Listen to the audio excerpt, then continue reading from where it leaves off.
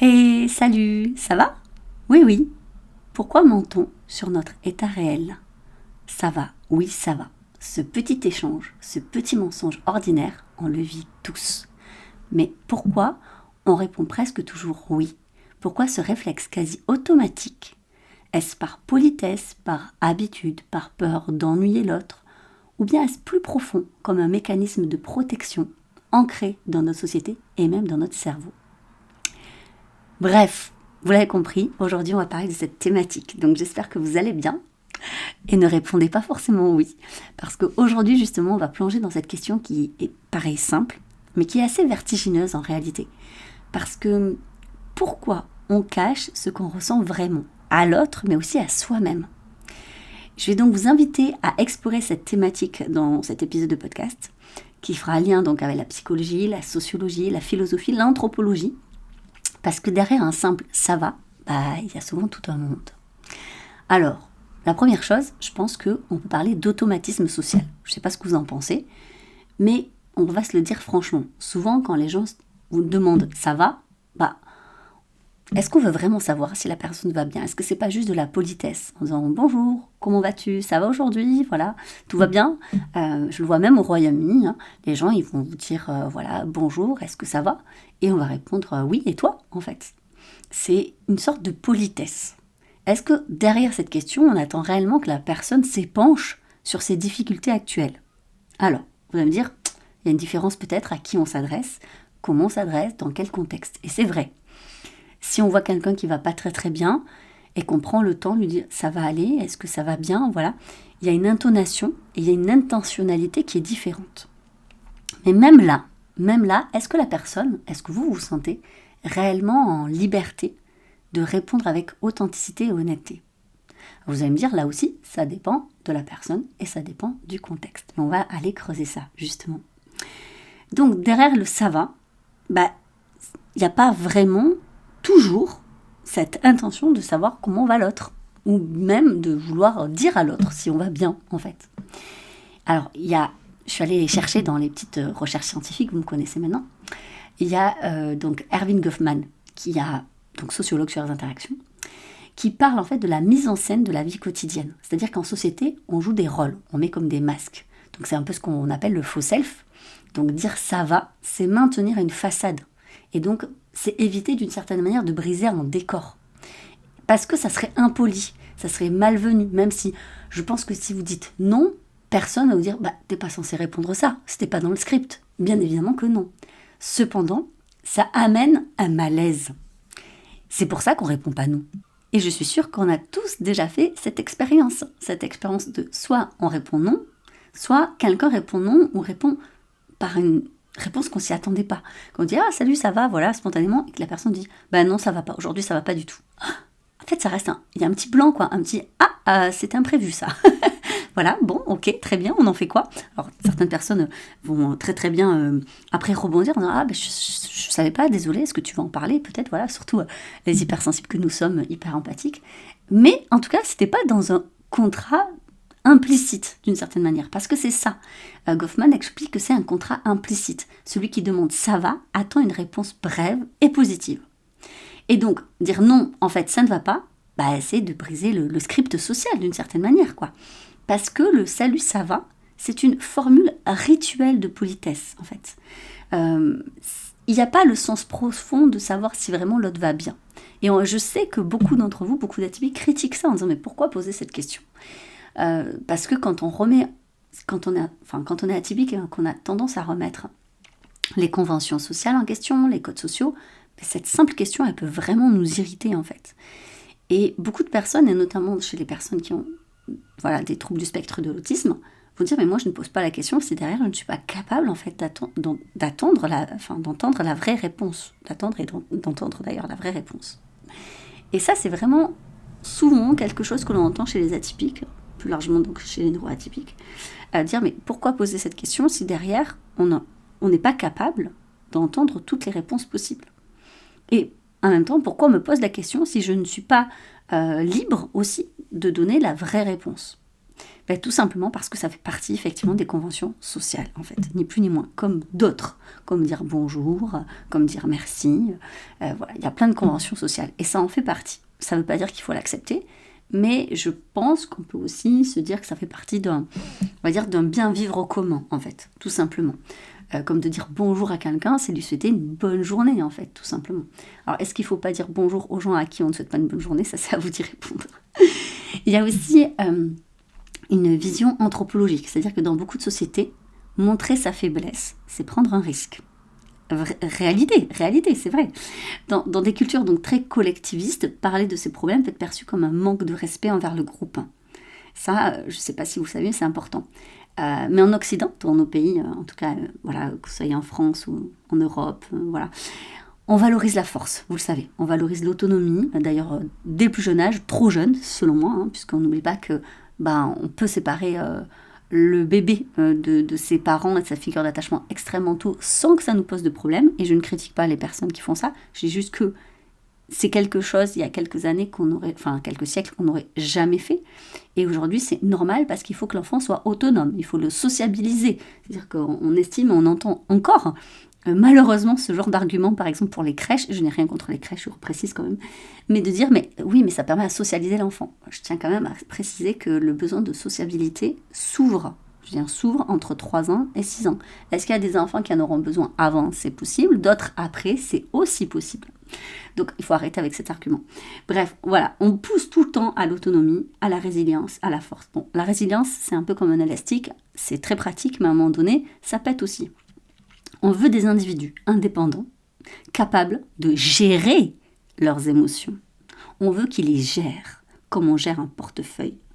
Petit rappel, les émotions ne se gèrent pas. Elles vont s'accueillir. Elles peuvent effectivement être parfois compliquées, et je vous avais déjà fait des épisodes à ce sujet quand on est hypersensible. Et donc, il faut trouver effectivement, on va dire, des astuces, on va dire comme ça, parfois, parce que pour s'apaiser. Mais ça ne veut pas dire qu'on les gère. On va dire qu'on va les réguler. On va les réguler parce que oui, il y a un moment où des personnes qui ne seront pas capables, en fait, d'accueillir l'intensité de vos émotions. Si on prend par exemple le monde du travail, c'est inévitable que si vous ne régulez pas vos émotions dans le monde du travail, comment le travail est fait aujourd'hui, ou même plus largement dans la société, si personne ne régule ses émotions, dans une société où on est nombreux et où on a tous des besoins et des désirs, des envies différentes, ça ne fonctionne pas. Parce que beaucoup, par exemple, et on le voit, sont extrêmement en difficulté pour accueillir la frustration. Énormément d'adultes ne savent pas faire face à leur frustration. Ce qui explique d'ailleurs beaucoup de problèmes. Donc, ça s'apprend à réguler. Mais ce n'est pas de la gestion. Et malheureusement, on est dans une société qui va vous pousser à les gérer. Et donc, dans le salut, ça va. Et gère tes émotions et dis-moi oui. Il y a un peu ça, en fait, derrière. Et on est même mal à l'aise, soi-même parfois, d'avouer que ça ne va pas. Et on est même mal à l'aise de s'avouer soi-même qu'on ne va pas. Voilà pourquoi vous êtes très nombreux et nombreuses à être épuisés, à être en burn-out ou bore-out ou brown-out, ce qui est totalement différent. Le bore-out, c'est l'ennui. C'est ce qui... Alors, il y a les mêmes symptômes, en tout cas, il y a des symptômes similaires au burn-out, donc c'est une sorte d'épuisement, mais en fait, c'est pas parce que vous êtes en train d'être sursollicité et que vous êtes surépuisé, c'est plutôt parce que, en fait, vous vous ennuyez, et donc, d'une certaine manière, l'ennui génère les mêmes conséquences. Et le brown-out, c'est une perte de sens, une perte de sens dans ce que vous faites, que ce soit dans votre travail, mais dans votre vie personnelle. Vous sentez plus ou pas aligné en fait avec vos choix de vie. C'est pour ça que c'est hyper important en tant que personne atypique de régulièrement faire le point, sur ce dont on a besoin, est-ce que c'est toujours le cas? On ne peut pas prendre une décision par exemple à 20 ans et se dire c'est bon, c'est pour toute la vie, surtout pas quand on est atypique, absolument pas quand on est atypique. Il est donc normal, très régulièrement, et quand je dis très régulièrement, ça peut être toutes les semaines même, voire tous les jours si vous voulez. D'ailleurs, plus souvent on le fait, et moins c'est douloureux en réalité. Parce que si on se réaligne chaque jour en disant est-ce que cette journée me convient bien, est-ce que ce que j'ai fait est aligné avec ce dont j'ai besoin, ça ne veut pas dire que toutes nos journées sont géniales, ça n'a rien à voir. Parfois on est obligé de passer par des choses désagréables parce qu'on a un but à long terme plus agréable. Ou bien, prenons l'exemple des enfants, faire le choix d'avoir des enfants implique inévitablement des sacrifices. D'heures de sommeil, par exemple, de temps pour soi, voilà. Mais si on le regarde à l'orée du choix que l'on a fait, en se disant « je sais pourquoi je l'ai fait », ça ne veut pas dire que j'apprécie de dormir 2 heures par nuit, hein, on est d'accord, mais je sais que l'enfant va grandir, je sais que les choses vont s'améliorer, cependant elles ne s'amélioreront pas si je ne fais rien, ça ne veut pas dire d'ailleurs que je dois juste souffrir aussi, mais ça veut dire que je peux trouver des solutions en attendant d'eux, mais par contre, je garde en tête que c'est parce que c'est un choix que j'ai fait, en toute conscience, lorsque bien sûr ce choix a été fait en conscience, et ça nous permet de appréhender différemment les conséquences et les responsabilités qui découlent d'un choix. Donc, ça pose cette question de se dire, est-ce que vous êtes en capacité aussi de vous avouer quand ça ne va pas ? Parce que ça vous évitera justement de sombrer dans un épuisement, dans un désalignement, dans un manque de sens pour vous en fait. Alors, il y a une question en psychologie que l'on peut se poser, c'est pourquoi on préfère cacher ce qu'on ressent. Alors, première réponse possible, le conditionnement social, on en a parlé, mais aussi dans l'éducation. Je pense qu'on apprend très tôt à masquer nos émotions, à les gérer. Le côté ne pleure pas, tu pisseras moins, ne fais pas d'histoire, arrête de te plaindre. Bref, on comprend vite que aller mal, ça dérange et qu'on va prendre le risque d'être jugé ou rejeté. Il est d'ailleurs beaucoup plus agréable, et il est vrai, moi je l'admets aussi, c'est beaucoup plus agréable pour moi de fréquenter des gens qui ne tirent pas la gueule. C'est évident, c'est normal. Il y a des sociétés comme par exemple, si vous êtes déjà allé aux États-Unis ou que vous vivez aux États-Unis, justement, avoir le sourire, c'est un signe justement de politesse en fait. C'est très très mal vu voilà, de faire la gueule. En France, beaucoup, on a le droit de faire la gueule, c'est sexy même en France. Si vous allez dans certaines villes, vous allez dans certaines rues, les gens doivent tirer la gueule. Voilà, c'est comme ça. Voilà, quand vous marchez dans la rue, sourire justement dans la rue en France, c'est pas spécialement bien vu. Donc ça aussi, c'est culturel. Cependant, il y a une différence entre tu tires la gueule et à la fin, tu pleures, tu fais des histoires, tu râles, voilà. Même si le français est quand même reconnu comme râleur, faut bien l'admettre. Hein, on a cette réputation à l'extérieur et c'est pas pour rien. On aime bien râler. Mais il y a râler et râler, voilà. Donc il faut connaître aussi, a priori, les limites de chaque culture. En tout cas, il y a, je pense, le regard des autres et la peur du jugement. Il y a une étude que j'ai trouvée en année 2000, donc c'est le Spotlight Effect. On pense que les autres nous remarquent et nous jugent bien plus qu'en fait ils ne le font réellement. Donc, si on a été conditionné à dire « oui, ça va, je vais bien, tout va bien », eh bien, on va vouloir le cacher si on va mal, au maximum, parce qu'on va se dire, ils vont le voir. Prenons un petit exemple des femmes qui, si elles ont pleuré ou si elles ont passé une mauvaise nuit, le maquillage. Est-ce que c'est pas la preuve que le regard des autres et la peur du jugement est hyper fort ? Et ne me dites pas, je me maquille pour moi. Vous ne vous voyez pas, on ne voit pas son visage tout au long de la journée. Je suis désolée, à moins que vous fassiez un métier où vraiment, en fait, vous êtes face à un miroir ou des photos, ou je ne sais pas si vous êtes par exemple mannequin ou des choses comme ça, ok ? Mais sinon, non, vous ne le voyez pas. En fait, ça vous donne confiance en vous parce que c'est lié, encore une fois, au regard des autres et à la peur du jugement. On va cacher les cernes, on va cacher les rides, on va cacher les boutons, je ne sais pas, enfin voilà. C'est ça qui est intéressant en réalité, c'est que c'est souvent lié, notre confiance en nous, notre vision de nous-mêmes, par rapport aux autres. Ce qui fait qu'à la question « salut, ça va ?», on peut en arriver à se mentir à soi-même parce qu'on n'aimerait pas que les autres se rendent compte que derrière le « oui, oui, ça va », en fait, on va mal. Et si moi, j'en prends conscience, eh bien, le spotlight effect, c'est de se dire « si moi, je le sais, ça va se voir ». Les gens vont voir que finalement, je ne vais pas bien.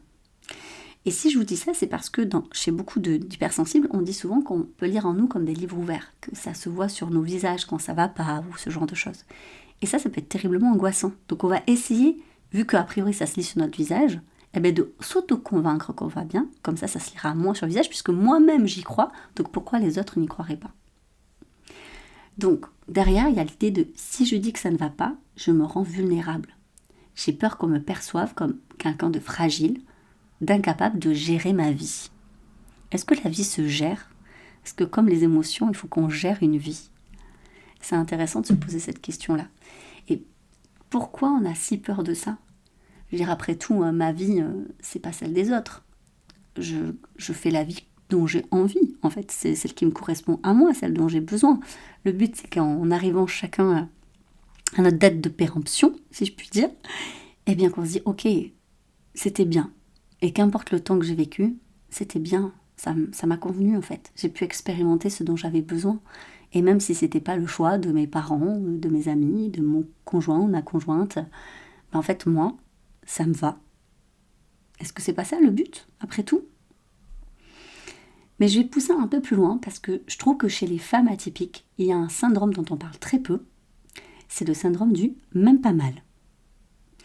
C'est vraiment un réflexe de minimisation qui touche particulièrement les femmes. Tout simplement parce qu'elles ont été beaucoup plus éduquées à prendre soin des autres, être dans le care, comme on dit, à ne pas déranger surtout. Et dans les profils HPI hypersensibles, comme elles ressentent tout en profondeur, elles ont encore plus appris à se suradapter. Et puis, c'est aussi des personnes, souvent ces femmes HPI hypersensibles, qui ont souvent dans leur passé une surresponsabilisation. C'est-à-dire que souvent elles ont été, par exemple, les parents de leurs propres parents. Elles sont perfectionnistes, elles sont hyper exigeantes. Elles ressentent depuis le plus jeune âge la pression de la société. Alors c'est bien beau de parler de charge mentale, de la pression de la société, mais si le changement venait avant tout de soi, je veux dire, il y a bien des femmes qui n'en ont absolument rien à faire. Et je dis pas que c'est facile, hein. C'est sûr que ça serait beaucoup plus simple si nous n'avions pas cette pression extérieure.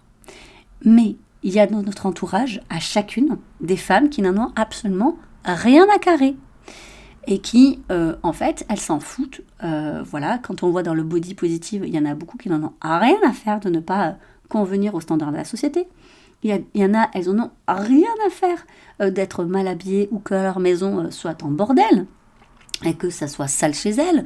Voilà, et elles en ont rien à faire de, par exemple, pas être la maman idéale ou la super salariée ou la maîtresse idéale, tout ce que vous voulez. Non, il y en a qui arrivent à ça. Pourquoi pas vous? Pourquoi vous lâchez pas? Parce que l'amour que vous vous portez à vous-même est encore trop dépendante du regard des autres. Et c'est ce qui vous pousse dans ce syndrome du même pas mal. Genre, vas-y, tu peux encore m'en demander plus, je le ferai et je me plaindrai pas. Parce que me plaindre, ça serait avouer ma faiblesse, ça serait avouer ma vulnérabilité. Et que pour moi, c'est impossible. Donc, quand tu me poseras la question « est-ce que je vais bien ?», je te répondrai oui. Et je vais m'auto-convaincre que je vais bien. En fait, dire « ça va », c'est une stratégie de survie. En réalité, le cerveau a des mécanismes d'autodéfense, d'accord ? C'est-à-dire que, par exemple, le cerveau limbique, il nous pousse à éviter les conflits et les situations inconfortables. Merci à lui. Donc dire « ça va », ça nous permet d'éviter une conversation peut-être émotionnellement coûteuse, énergivore. Mais il y a aussi un biais d'optimisme, et ça je vous renvoie aux études de Charlotte en 2011. C'est-à-dire qu'on préfère croire que tout va bien plutôt que d'affronter parfois la réalité. Et ça on le fait tous et tout le temps, ce truc de dire « mais non, mais ça va aller ». C'est un peu aussi le piège abscon dont je vous avais déjà parlé, c'est-à-dire qu'en fait quand on prend une décision, c'est tellement douloureux de se dire que peut-être qu'on s'est trompé. Donc on va attendre, on va essayer de se prouver que c'était quand même une bonne décision. Et plus on se prouve que c'est une bonne décision, plus le temps passe, plus on a dépensé du temps et de l'énergie à se prouver que c'était une bonne décision, et plus il est difficile de faire machine arrière et de se dire « mais en fait je me suis plantée ». C'est comme ces personnes qui continuent à faire un métier qui ne leur correspond pas du tout, dans lequel elles se sentent vraiment mal et malheureuses, mais comme ça fait 5 ans, 10 ans, 20 ans, qu'en plus elles gagnent de l'argent et que tout le monde leur dit quand même qu'elles ont de la chance d'être là, en fait, remettre ça en question, ça serait douloureux parce qu'il y aurait la sensation de se dire qu'on a perdu 10, 15, 20 ans de notre vie, sauf que si tu continues, c'est pas 20 ans que tu auras perdu de ta vie, c'est 40, ainsi de suite. Donc ça, c'est hyper compliqué. Donc on préfère s'auto-convaincre de voir en fait tous les côtés positifs. Et si vous êtes comme moi, vous avez peut-être aussi ce trait de tempérament à voir le bon partout chez les gens et dans les situations. Et moi, je trouve que c'est une qualité, clairement. Mais parfois, c'est un piège. Parce que si tu vois le bon partout chez les gens, c'est comme ça que tu vas mal t'entourer. Oui, il y a du bon partout. Même Hitler avait des qualités. Bon, voilà. Maintenant que c'est dit, est-ce que pour autant c'est quelqu'un que vous aimeriez fréquenter ? Peut-être pas. Voilà. Donc à un moment donné, il faut aussi se dire que c'est pas parce qu'il y a peut-être on peut trouver du bon partout en grattant, que pour autant, cette personne doit rester dans ma vie ou je ne dois pas changer de travail. Par exemple, oui, dans ce travail, effectivement, je suis quand même bien payée, il y a une sécurité de l'emploi. Est-ce que pour autant tu veux faire 40 ans ce même métier? Ben non, en fait. Et là, le souci, c'est que du moment qu'on se dit « Ah, en fait, ça ne me va pas », et en fait, ça ne va pas, on est face à une réalité où il y a une angoisse qui s'ouvre. Mais si ça ne va pas, alors je fais quoi? Comment je m'y prends? Et ça, on a peur de ça parce qu'on se dit qu'on ne va pas trouver. Et qu'on préfère se mentir à soi-même parce que jusqu'à présent, c'était presque confortable. Je dis presque parce que, en réalité, c'est un confort extrêmement toxique. Sauf que du moment qu'on est face à une réalité, qu'on se dit, ça ne me va pas, peut-être que je ne sais pas comment faire, je n'ai pas les réponses à comment changer la situation, mais déjà, cette prise de conscience de ça ne va pas, mais c'est énorme. Parce que ça veut dire que votre cerveau, il va se mettre en fait en mode je cherche une solution. Et c'est totalement différent. Ça ne veut pas dire qu'il aura de suite, ça ne veut pas dire que ça sera une solution facile. En général, rien n'est facile, sinon vous l'auriez déjà pris, la solution. Mais ça veut dire que votre cerveau, il va se mettre en mode combat de quelque chose en fait. Et il va arrêter de se combattre lui-même, il va combattre une situation. Et ça change tout. Alors j'oublie pas qu'il y a aussi quand même le poids de ce qu'on va appeler le capitalisme émotionnel. C'est-à-dire que dans une société où la performance est survalorisée, clairement, il faut être productif, efficace et toujours en forme, bien évidemment. Donc se plaindre ou dire qu'on va mal, c'est hyper mal vu, hein, on l'a déjà dit, surtout dans le contexte professionnel. Donc le côté de « salut, ça va, oui, oui, et toi ?» on n'a pas forcément envie de dire « non, mais en vrai, je suis au bord du burn-out, là, j'ai envie de te pleurer à peine que tu me poses la question, mais bon, écoute, que veux-tu ?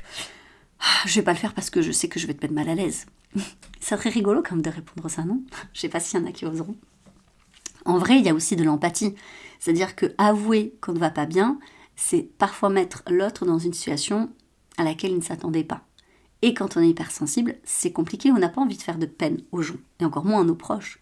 Donc dire à nos proches qu'on va pas bien, on sait qu'on va générer de l'inquiétude en fait, auprès de nos proches. Et on n'a pas envie parce qu'en réalité, quand on est hypersensible, si on génère de l'inquiétude auprès de nos proches, c'est un cercle vicieux parce que soi-même, on va ressentir leur inquiétude et on va en plus culpabiliser et on va être encore plus mal.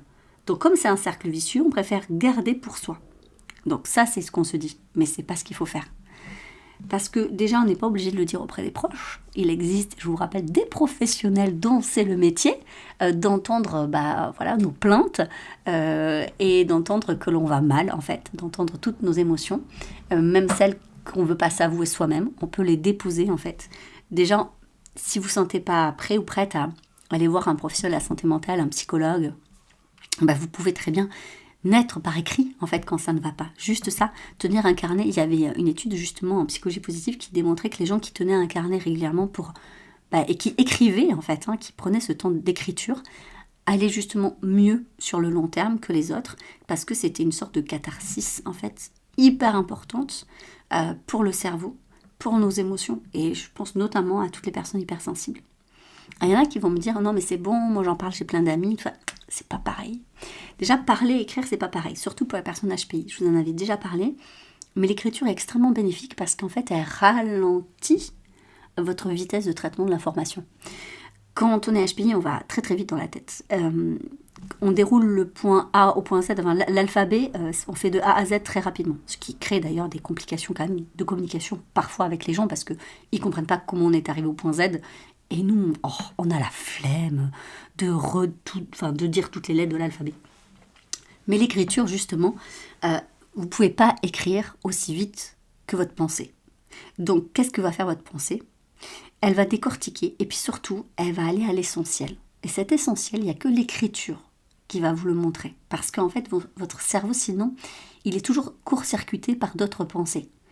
Sauf que, si vous voulez écrire, vous ne pouvez pas. Vous allez devoir ralentir la machine et aller vraiment à l'essentiel. Et ça, c'est hyper intéressant.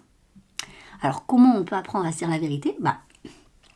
Déjà, commencer par soi-même, à accepter de se dire, même quand vous répondez « oui, oui, ça va » à quelqu'un, déjà de penser « non, ça ne va pas ». Mais je décide volontairement et avec conscience de dire « oui » parce que je sais que je n'ai pas envie soit de m'épancher, parce que c'est pas la bonne personne, pas le bon contexte, parce que j'avoue que j'ai pas envie de partager ça, et c'est ok, c'est ok, vraiment. Mais avoir conscience que ça ne va pas. Je pense que c'est la première démarche. Puis, bien sûr qu'on ne veut pas imposer, donc voilà, en fait, on ne veut pas qui a un espace émotionnel trop intense, même si on le veut authentique avec les gens, on peut aussi prendre des moments avec des personnes de confiance, dans des moments, voilà, comme quand on dit à une amie par exemple, ça va pas trop quand tu es disponible, j'aimerais bien qu'on se voit ou qu'on s'appelle. Du coup, on laisse la personne aussi trouver un espace comme ça où elle peut accueillir en fait notre intensité émotionnelle et le fait qu'on n'aille pas bien. Ça, c'est important aussi. Ça vous évitera tout simplement aussi de culpabiliser. Et n'oubliez pas que comme vous aimez être là pour vos proches ont envie aussi d'être là pour vous. Donc arrêtez avec le syndrome de même pas mal, je peux le faire. J'ai l'habitude que les gens viennent vers moi pour se confier à moi. J'ai l'habitude de moi donner des conseils aux gens. J'ai l'habitude d'être moi là pour les autres. En fait, c'est extrêmement égoïste de ne pas leur rendre l'appareil et de ne pas leur donner ce rôle-là qui aussi fait plaisir. Il faut aussi se le dire. Quand on est dans le rôle de la personne qui justement sait aider, écouter, prend soin des autres, ça amène une valorisation. Donc, s'il vous plaît, donnez cette valorisation aussi à vos proches qui, je suis sûre, apprécieront de vous rendre l'appareil. Donc, pensez-y, en fait. Donc, il faut déconstruire cet automatisme de oui, ça va, pour sa tête à soi, même si on n'a pas envie de le partager, ou sinon trouver des personnes, des moments, pour aussi le partager aux gens. Il faut donc prendre conscience du masque social. Donc, il faut travailler sa relation aux autres. Accepter aussi d'être vulnérable, de ne pas toujours être dans le contrôle, en fait. Je vous renvoie vers le travail de Brené Brown. Brené, comme ça se prononce, Brown comme la couleur marron, qui fait beaucoup de choses sur le pouvoir de la vulnérabilité. Vous allez trouver sur YouTube des liens, c'est sûr. Mais non, de toute façon, si vous mettez conférence sur la vulnérabilité, vous tomberez sur elle.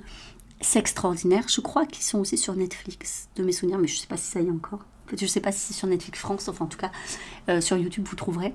C'est extraordinaire, en fait, de pouvoir voir la vulnérabilité comme elle le décrit, c'est-à-dire comme une force, comme en fait une preuve de courage. Et j'aimerais vraiment vous puissiez en fait développer ça et de vous rendre compte que c'est un cadeau immense que vous faites de toute façon aussi à l'autre que de montrer la vulnérabilité. Et surtout vous qui êtes en quête en fait de relations authentiques, comment voulez-vous développer une relation authentique si vous n'êtes pas capable en fait de montrer que vous êtes et que vous pouvez être vulnérable? Je trouve que c'est hyper important. Après, il y a peut-être aussi une petite astuce pour développer ça, c'est de poser la question autrement. Le fait de poser la question autrement, et là ça vient un peu au début de cet épisode de podcast, ça montre une intention différente. Au lieu de « Salut, ça va ?» c'est « Comment tu te sens aujourd'hui ?» Genre vraiment. Ou bien « De quoi aurais-tu besoin en ce moment ?» Ça change tout. Parce que le « ça va », il faut bien se rendre compte que maintenant il est symbolique d'une politesse en fait, d'une politesse sociale en fait. Comme de dire bonjour, merci, au revoir, voilà. Et ça on va pas le changer. Mais si vous voulez vraiment être là pour quelqu'un, vous le faites naturellement en fait. Dire, est-ce que ça va vraiment bien en ce moment? Parce que, je sais pas, j'ai la sensation que tu es peut-être un petit peu fatigué ou qu'après ces événements, tu aurais besoin de parler. Et si c'est le cas, sache que je suis là. Vous le faites naturellement en fait, auprès des proches. Donc, peut-être que c'est ça la différence en réalité, du côté social ou authentique, c'est de poser la question différemment. C'est comme quand on dit à quelqu'un bonjour ou je te souhaite vraiment une bonne journée. Ça change tout en fait, ça change tout. Et prendre en considération ça, c'est redonner finalement du pouvoir aux mots, M-O-T-S, pour soulager les mots, M-A-U-X. Je vous encourage donc à vous poser chaque jour à vous-même cette question de comment je me sens vraiment aujourd'hui. On peut même utiliser les échelles qu'on utilise de la douleur, vous savez, quand à l'hôpital entre 1 à 10, là c'est comment je me sens vraiment aujourd'hui sur une échelle de 1 à 10. 10 genre c'est l'extase totale et 1 ça va très très très très très mal.